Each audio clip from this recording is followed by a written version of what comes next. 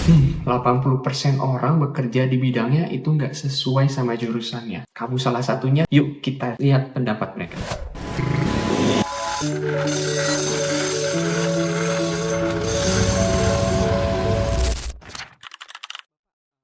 Nama saya Ahmad Zaki. Saya kuliah jurusannya International Relation atau hubungan internasional. Dan pekerjaan sekarang saya di bidang edukasi. Kalau buat saya sih ya, memang benar dari jurusan saya dan pekerjaan itu tidak linear dan harus saya akui itu banyak tantangannya ya. Karena jurusan saya itu dia multidisiplin, tidak ada spesifikasinya gitu loh. Dan itu sangat menyulitkan saya.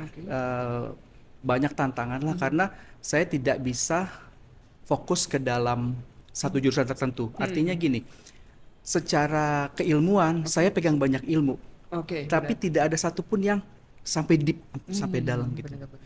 Jadi yang terjadi sekarang adalah pekerjaan saya itu tidak sesuai dengan apa yang saya pelajari. Jadi melenceng Melenceng jauh gitu ya. ya. Pertama sih kita harus cepat beradaptasi ya. Kita harus sering belajar gitu. Karena segala sesuatu di dunia ini cepat sekali berubah. Tempat berubah, teknologi berubah.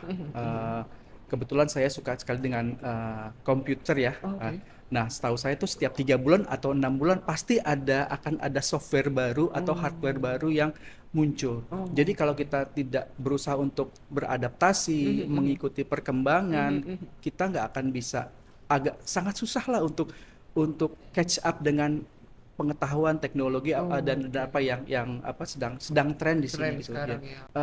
Motivasi saya tetap untuk bekerja, tapi saya harus punya sesuatu keahlian atau istilahnya pengetahuan lah dalam hal ini, keep updating ya, dan Updating, itu sangat-sangat penting. Memang teknologi AI itu sekarang udah super canggih ya. Kita bisa meniru suara orang, wajah orang bisa dimanipulasi. Jadi nanti kita akan digantikan oleh AI ya. Karena sekarang industri mobil aja semua itu udah non-human gitu kan. Kalau menurut saya sih, bagaimana kita nih sebagai si manusia, si pencipta AI, mensikapi AI. AI itu justru dipakai untuk ngebantu pekerjaan kita. Contoh misalnya kayak gini, misalnya kalau kita kerja di salah satu instalasi nuklir gitu kan, kita sebagai manusia kan pasti akan Iya, terpapar radiasi kan. benar, benar. Biarkan AI yang mengerjakan itu, kita yang mengontrol. Jadi Oke.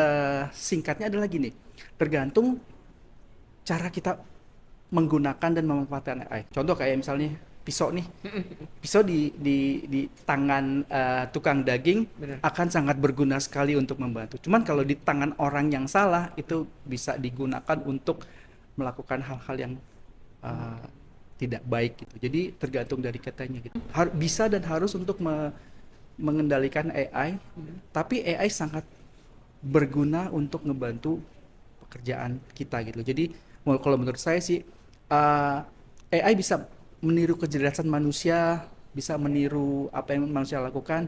Cuman kekurangan AI adalah dia nggak punya soul, dia nggak punya Oke. jiwa. Dia nggak punya Itu jiwa, yang ya. itu yang paling penting. Dan manusia itu sebagai si pemilik jiwa, pemilik soul, pemikiran, segala norma budaya segala Iya, macam, betul. kita jauh lebih menang daripada AI sih.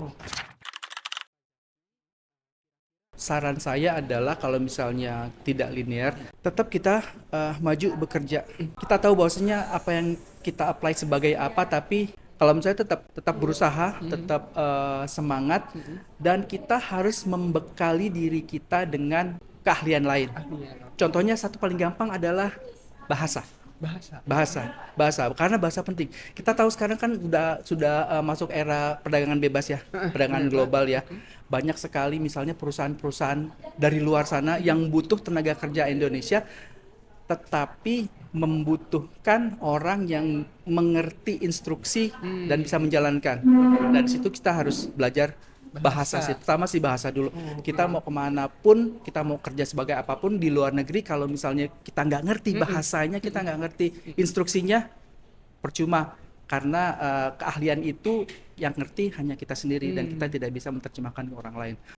Bahasa apapun pokoknya pelajarilah, karena memiliki bahasa kedua itu seperti kayak kita memiliki jiwa kedua jiwa gitu kedua, loh, ya. jiwa kedua gitu loh. Satu, kedua, update dengan apa yang terjadi Terjadi ya Ya, sekarang ya. benar. informasi segala macam teknologi update, walaupun kita bukan sebagai pelaku tapi paling nggak kita harus tahu itu apa sih gitu loh. Oke. Jadi itu bisa menambah wawasan kita, dan saya yakin kalau kita at least punya minimal 2 itu aja, kita bisa untuk bekerja di bidang yang tidak linear dengan pengalaman dengan jurusan kuliah kita. Iya. Nah, teman-teman, tadi sudah sempat dengarkan dari Pak Zaki bahwa sebenarnya kalau kuliah tidak linear dengan karir kalian itu gak masalah di zaman sekarang. Yang penting kalian tetap update sama belajar bahasa.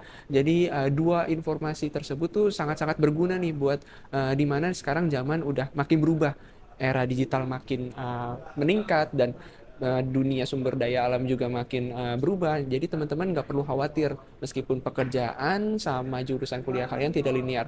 Yang penting tetap update sama terus belajar bahasa. Dari saya sekian dulu. Terima kasih Sobat Totka.